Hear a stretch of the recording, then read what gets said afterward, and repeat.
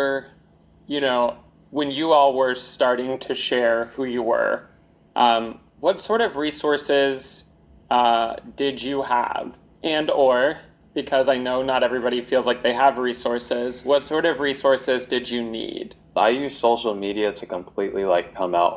I met so many people that I talked to, even 2 years out, and we're still best friends.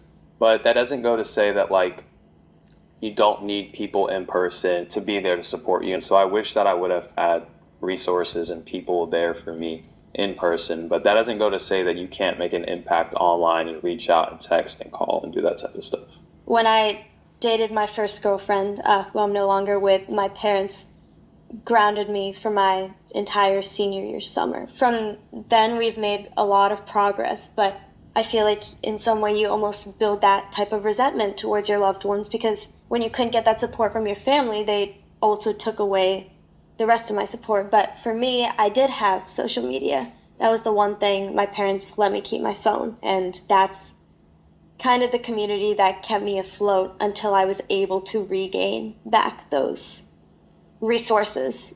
Being able to connect to community, regardless of how you access that community, is really important, whether that's through a social media app or a friend group or a group thread. There are so many ways that we can lean on people for support when we need it.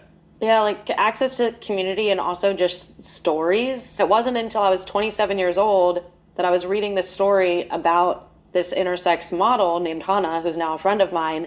And from the surgeries to the hormones to what the doctors told her, to all these things, all of it sounded like my story. And so then I went on Google and I went down a Wikipedia rabbit hole and I was like, what's this word intersex? And I was like, wait, I'm intersex? Wait.